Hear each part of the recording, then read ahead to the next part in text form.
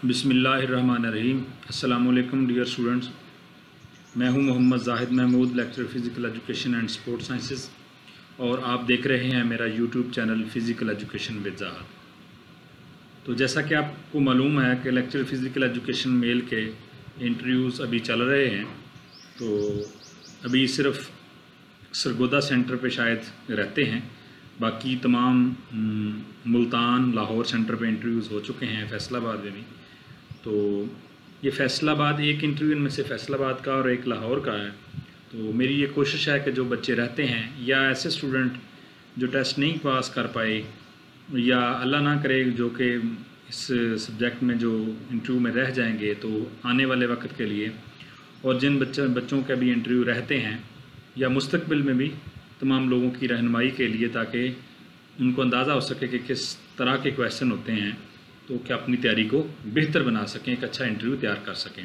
कामयाबी और नाकामी तो अल्लाह ताला के हाथ में, इंसान के बस में कोशिश है, तो वो कोशिश इंसान को करते रहना चाहिए।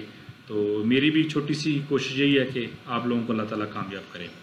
तो सबसे पहले तो यहाँ भी इंट्रोडक्शन लिया उन्होंने कहा जी मैनेजमेंट की डेफिनेशन आपको पता है। इससे पहले भी मैं एडमिनिस्ट्रेशन और मैनेजमेंट को अमूमन आम तौर पर एक ही अल्फाज में इस्तेमाल किया जाता है, लेकिन नहीं। एडमिनिस्ट्रेशन जो होती है वो टॉप अथॉरिटी होती है, जिसके पास तमाम अख्तियारात होते हैं रूल्स एंड रेगुलेशन के, और मैनेजमेंट जो होती है जो उन तमाम के तमाम काम को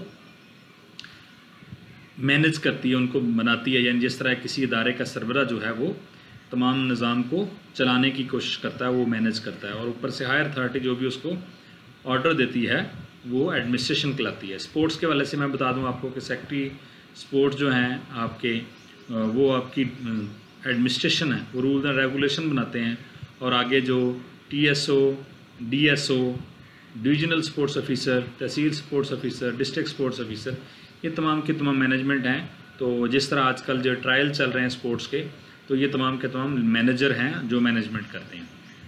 आगे जी इनके में रिलेशनशिप क्या है, लीडरशिप क्या है। लीडरशिप का क्वेश्चन इससे पहले भी पूछा जा चुका है कि जो लीड करता है, आगे लेकर चलता है तमाम काम को, किसी भी इदारे का सरबरा जो है वो लीडर होता है। हीट स्ट्रोक, ये हीट स्ट्रोक, हीट क्रैम्प, ये स्पोर्ट्स मेडिसिन के टॉपिक हैं जी। आपको सख्त गर्मी की वजह से हीट स्ट्रोक हो जाता है, जिसमें नमकियात की कमी भी हो सकती है, और जिस्म से पानी का जो खराज है वो कम हो जाता है, वो खराज नहीं हो पाता पसीने के ज़रिए से, तो इस वजह से हीट स्ट्रोक हो जाता है।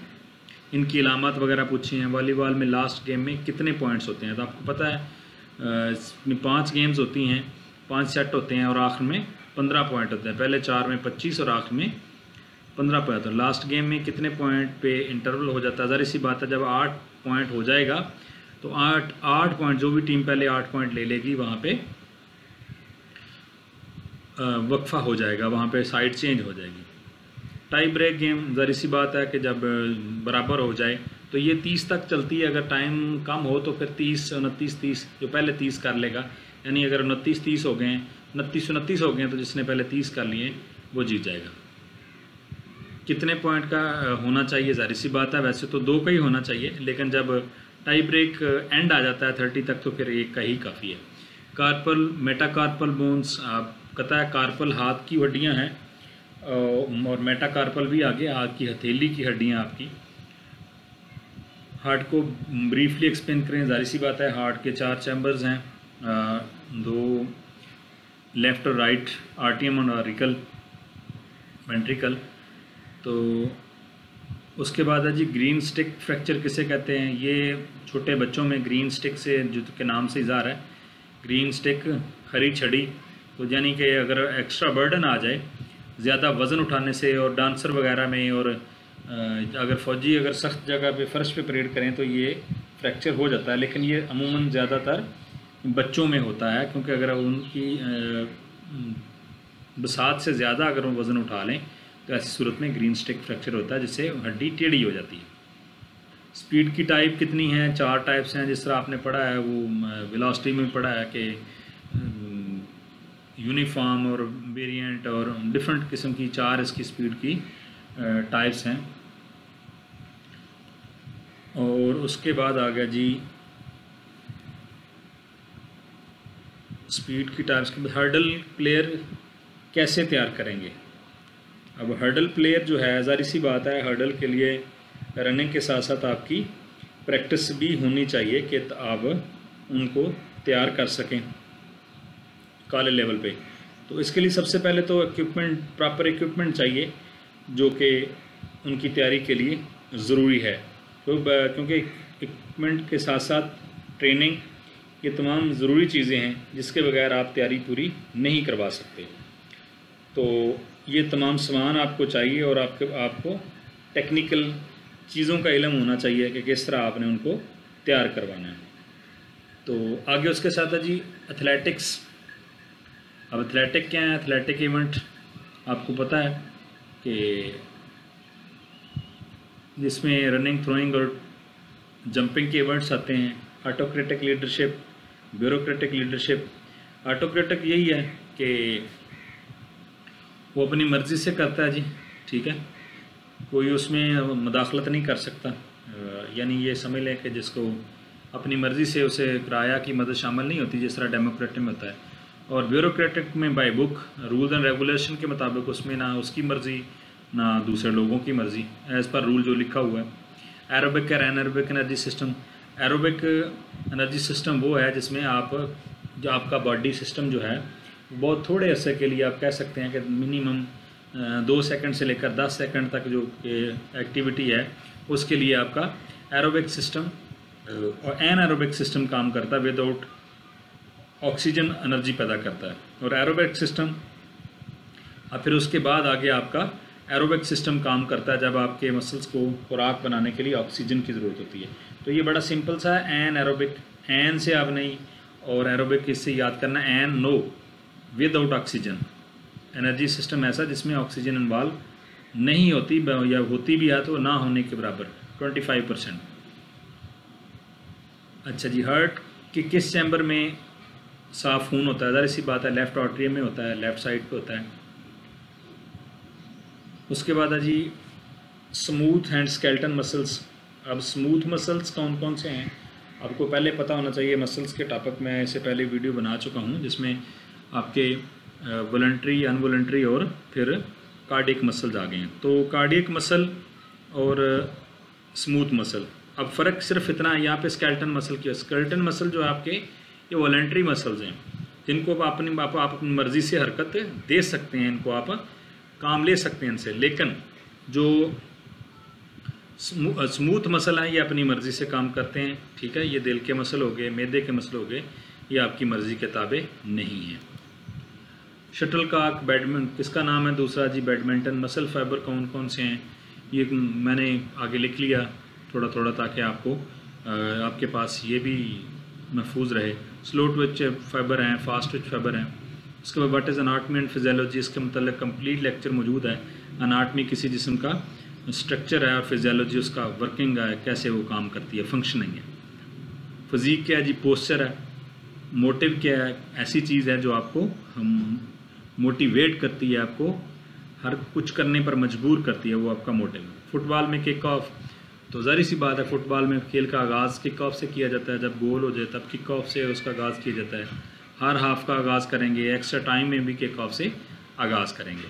जंप बॉल है, तो ये बास्केटबॉल में जंप बॉल है कि जब दोनों खिलाड़ी एट ए टाइम फॉल कर लें तो यह अंपायर को फैसला करना मुश्किल हो कि किसके हाथ पास बॉल थी जब फाउल हुआ।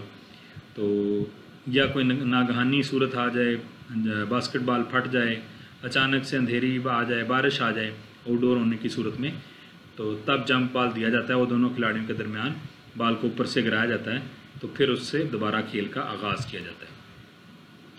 अब ये एक और बच्चे का इंट्रोडक्शन है, ये लाहौर का है स्टूडेंट। तो इंट्रोड्यूस योर सेल्फ, इंट्रोडक्शन लेंगे। बर्नआउट फिनोमिना कि अचानक से आप खिलाड़ी की खेल के दौरान अगर परफॉर्मेंस कम हो जाए तो उसको बर्नआउट, खेलों की ज़बान में उसको बर्नआउट बोलते हैं। अब आगे है जी favourite subject vitamin calories. Vitamin कोई कैलोरीज नहीं देते हैं बल्कि ये role of vitamins in the body, तो ये रेगुलेट करती हैं बाकी प्रोसेस को भी। विटामिन ए का नाम क्या है? रेटिनॉल है। Which vitamin mineral is most important for growth? ये कैल्शियम है, सबसे ज़्यादा कैल्शियम की ज़रूरत होती है। एनाबोलिज्म क्या है, ये आपको पता है कि एनर्जी प्रोडक्शन का सिस्टम है एनाबोलिज्म, कैटाबोलिज्म। तो इसको भी आपने अच्छे तरीके से याद कर लेना है। एनर्जी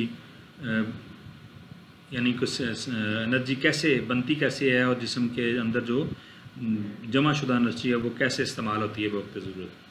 स्टीरॉइड क्या होते हैं? स्टीरॉइड ये ख़ास तौर पर वेट लिफ्टर जो हैं ये आपके मसल का साइज़ और एंड्योरेंस स्ट्रेंथ बढ़ाने के लिए स्टीरॉइड का इस्तेमाल करते हैं। विटामिन डी जो इसका दूसरा नाम क्या है, कैल्सीफ्रोल है, और ये विटामिन डी सबसे ज़्यादा सूरज की रोशनी से हासिल किया था। और भी ज़राए हैं जैसे कॉड लिवर ऑयल है, घी है। IAAF international association of athletic federation, इसका IOC organised which events track and field event करवाती है। ट्रैक एंड फील्ड में कौन सी गेम नहीं होती बल्कि ट्रैक एंड फील्ड इवेंट होते हैं, जिसमें ट्रैक के इवेंट होते हैं सिर्फ और सिर्फ जो रनिंग वगैरह के ट्रैक के ऊपर होने वाले इवेंट्स। पाकिस्तान ने कब मेडल लिया आपको पता? हॉकी में 1956 में पहला पाकिस्तान ने मेडल लिया। ओलंपिक ईयर जिस साल में ओलंपिक हों ये लीप ईयर में हो रहे हैं मोस्टली। 1994 तक ये सिलसिला चलता रहा है, लेकिन उसके बाद फिर समर और विंटर ओलंपिक्स को 2 साल के वक्फे से ऑर्गेनाइज़ करना बड़ा मुश्किल था, इसलिए फिर उनका सेम ईयर से उनको चेंज किया गया।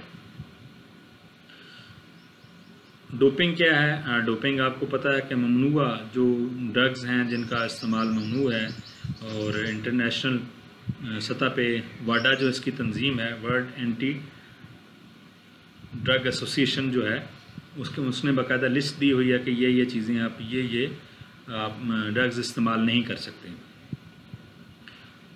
पाकिस्तान को ग्रीन शर्ट कहते हैं, इंडिया को क्या कहते हैं जी, और अफ्रीका को क्या कहते हैं? अफ्रीका को प्रोटीज़ कहते हैं, और इंडियन को टीम इंडिया या मैन इन ब्लू कहते हैं। जिस तरह हम ग्रीन हैं वो मैन इन ब्लू।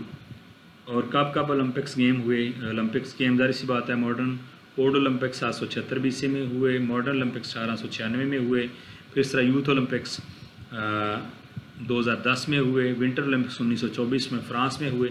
इस तरह ये आपको विंटर ओलंपिक्स की भी लिस्ट पता होनी चाहिए, और समर ओलंपिक्स की, यूथ ओलंपिक्स की, पैरा ओलंपिक्स की कब किस मुल्क में हुए और किस मुल्क ने अच्छी पोजीशन हासिल की और पाकिस्तान की उसमें क्या कारकर्दगी रही। तो ये इंटरव्यूज़ का सिलसिला जारी रहेगा इंशाअल्लाह। नेक्स्ट किसी और टॉपिक के साथ आपकी खिदमत में हाज़िर होऊंगा। तब तक के लिए अल्लाह हाफ़िज़, अस्सलाम वालेकुम।